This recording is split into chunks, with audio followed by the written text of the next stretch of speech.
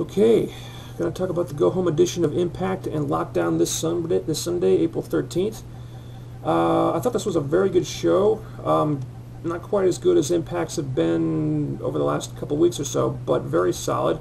I have a few complaints, but nothing that really stuck out as being like bad or awful or anything. And man, it feels good to be able to say that about a wrestling show after the dreck they served up on Raw this past Monday night. Oh my God. I'll start with my complaints, which are pretty minor for the most part. First of all, instead of It All Ends in a Cage, I think they should have named this show Night of 1,000 Video Packages. And seriously, there were so many of these things on this show, way more than usual. I would have preferred one or two fewer video packages and a little more match time given the Consequences Creed and Jimmy Rave. But I do appreciate the TNA is making a strong effort to hype every match in the show, so every match feels like it means something. And they don't have to rely on just the main event to sell the pay-per-view. And they were very well done, but this just felt a little bit excessive to me. My other complaint is, once again, the portrayal of Jay Lethal. Now, for quite a while now, the way the writers have been portraying Jay Lethal has just completely baffled me. I mean, for months he was made to look like a complete chump who cared more about the hot redhead at ringside than about his X Division title. Then, from out of nowhere, he's made to look like a conquering hero at against all odds. And now it's like he's just taken a big step backward.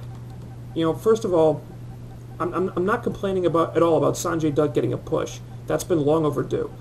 But for the last month, the only time we've seen either of these two guys has been in vignettes where Jay Lethal's trying to get close to SoCal Val, and then Sanjay shows up to steal Val away, leaving Lethal totally dumbfounded. It's basically the same thing every time, and a blind person can see what Sanjay's doing. But for some reason, Jay Lethal hasn't figured it out yet.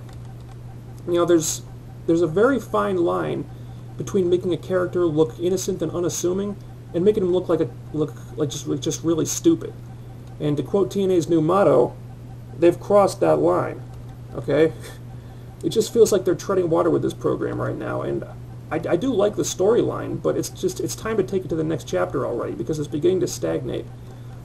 Aside from these two things, I liked Impact a lot. We had a nice confrontation between Joe and Kurt Angle, a huge brawl between the Lethal Lockdown teams to close the show, and once again Karen Angle was nowhere to be seen, which continues to be very refreshing. Of course, we saw the debut of Consequences Creed. The match was pretty short, and there were a few moments where things didn't seem to be flowing correctly, but this was a solid debut for him, I think. But I'll say this, TNA seriously needs to get this guy some better entrance music, because the music that he came out to was awful. Awful. I think Creed is basically doing sort of like a Rocky Balboa type gimmick. So something more akin to the Rocky theme song I thought might work well for him. I'm not suggesting that they take the Rocky music and remix it, because that's something that TNA might actually do. But, something similar. Just something similar. Of course, we saw Petey Williams and Scott Steiner versus the Motor City Machine Guns. This was the best match of the night, easily. The Guns looked amazing here, especially Sabin. I mean, he pulled out a couple of moves that had my jaw on the floor for a minute. These guys are just so good together. I really wish they'd gone over here, but at least they look strong in defeat this time. And it looks like they're taking this Petey Williams-Scott Steiner program to the next stage now, and that's something. Also, we saw Roxy Laveau defeating Angelina Love. Roxy seems to be getting over nicely as a babyface, which is good to see. And I wasn't too surprised that this match was as short as it was, because I'm guessing that these two are going to be the final two in Queen of the Cage. At least that's what I hope happens. They're probably the best workers in the women's division outside of Gail Kong and ODB, and they'd probably put on the best match out of the participants. And I love that we finally got to see Roxy do the Barbie Crusher. Of course, they call it the Voodoo Drop. That's such a cooler finisher than the Dominator. I wish she'd do that more often. Of course, they then went and announced a 6-team tag match for the pay-per-view. I don't know about the handcuff stipulation. I think it might make the match too cluttered. I mean, if you got 12 guys in there and they're all handcuffed to the cage, there isn't going to be a whole lot of room in there. I mean, I think an elimination match would definitely work better. That way we could get Black Rain and Relic out of there, like, immediately. But, it's another match for Lockdown, and now the Machine Guns and LAX have spots on the show. And I'm damn sure not going to complain about that. So overall, a very good show this week. This is easily the best go-home show TNA's had in a couple of months. And I think the fact that Lockdown looks so good on paper definitely helped with that. I mean, 6 out of the 8 matches on this card are potential show stealers. I mean, yeah, there's the VKM match too, and I don't think anyone's expecting much out of that one.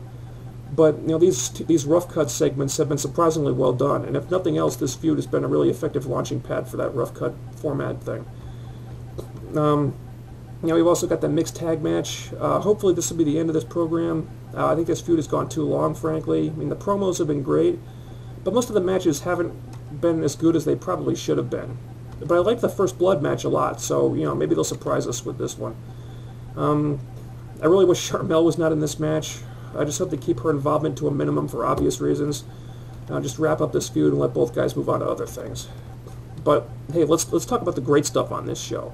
X Division Escape match, going to blow the roof off the place just like it always does. You got Gale and ODB versus Kong and Raisha Saeed. They're teasing that they're going to try to take the burqa off Saeed now, which I do hope is what happens, because she's an awesome women's wrestler, and hopefully this means we'll get to see her in the ring more.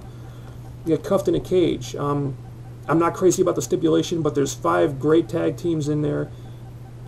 The Jobber Monsters are in there too, but there's more than enough great workers in there to compensate for that. You got Queen of the Cage. Those are the women that don't usually get pay-per-view spots, so you know they're going to bust their asses to prove that they deserve them. We got Lethal Lockdown, 10 of the biggest stars in the company, in the debut of Matt Morgan. And that's not even the only main event. That's how big this show is. Joe versus Angle. They're going to put the world title on Joe finally. This is a stacked card. A lot of these matches have months of build-up. They're probably going to have their biggest crowd yet for the show. I'm very, very, very excited for this pay-per-view. So what are you guys going to do? You're going to order Lockdown, see a show that'll knock you on your ass, or are you going to order Backlash and be disappointed again? Now let's talk about Backlash for a second, okay? What is there on this show? We got a rematch for the Raw main event from WrestleMania, and this won't even be as good as that match was because they're throwing Bradshaw in there for some reason, which is going to drag the match down. And if you don't, and if you know it, you know it's going to drag the match down. You got Kane and Chavo, a rematch for a bout that lasted 8 seconds. Big Show and Big Show and the Great Khali. Are you serious? Are people going to spend money on a pay-per-view to watch Big Show versus the Great Khali? Oh my God. You guys make your decision. You decide which show you want to buy. I'll see you after Lockdown. See you later.